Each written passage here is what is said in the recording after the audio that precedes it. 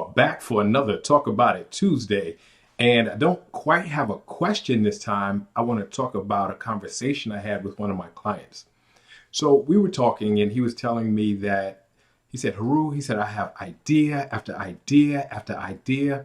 And I get with my best friend, and he has even better ideas than I have. And he has these great ideas, and we talk about it, but we never get it off the ground. And I'm so frustrated because I have all these great ideas, but I can't seem to get organized and get things done. So we haven't accomplished anything, although we have these great ideas. He said, how can I make these things happen? And it was a real frustrating situation for him because he recalled back when he was in school, when he was, I think he said seventh grade, and one of his teachers told him, you have too many ideas. You can't focus on too many things. You have to organize yourself. And he even admitted to me that made him feel slow. And I know this guy, and I know for a fact he is not slow by any stretch of the imagination. As a matter of fact, he has a brilliant mind for certain things. So one of the things we have to understand is that there's no such thing as a self-made millionaire. And the road to financial freedom is not a journey that you can take alone and be successful. So collaboration is the buzzword. We used to call it teamwork. You have to understand that it takes a joint effort. It takes the effort of multiple people for anyone to be successful. So one thing we have to understand is that the education system that we have today fails to acknowledge the different personality types that exist in all humans. And I've been able to narrow it down to 4 different personality types that exist.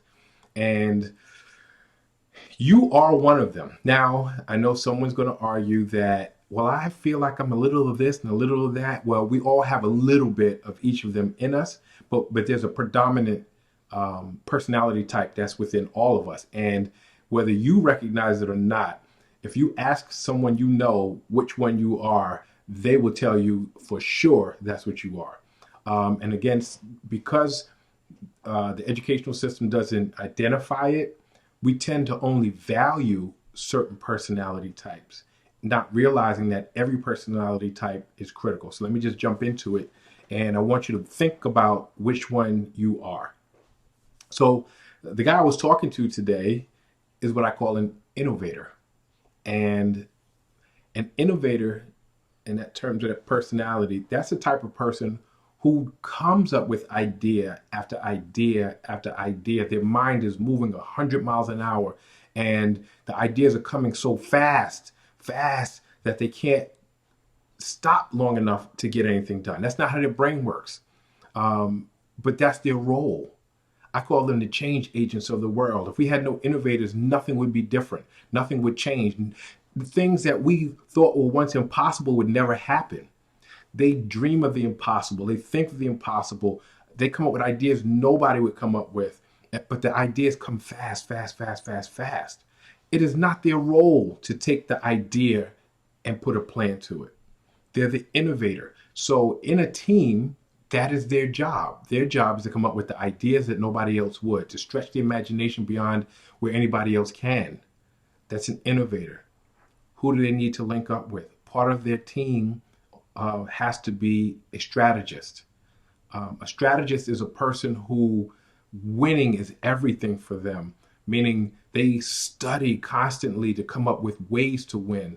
They study battle plans. They like puzzles and mysteries.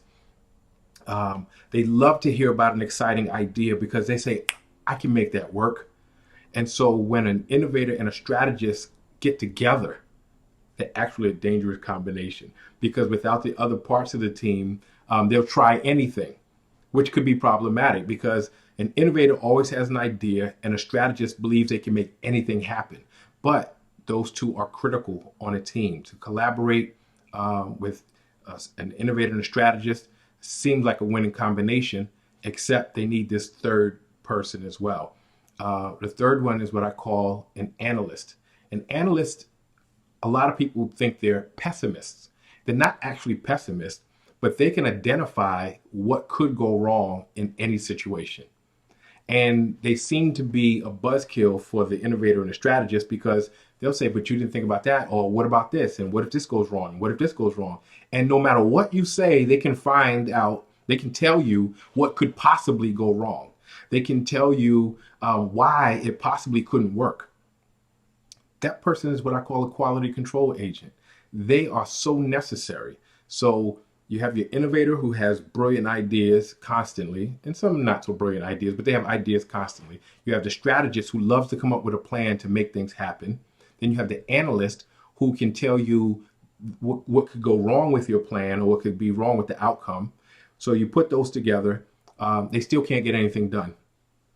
They can come up with an idea, they can come up with a plan, they can come up with what could possibly go wrong, but you need this fourth personality on your team as well. I call them the detailer.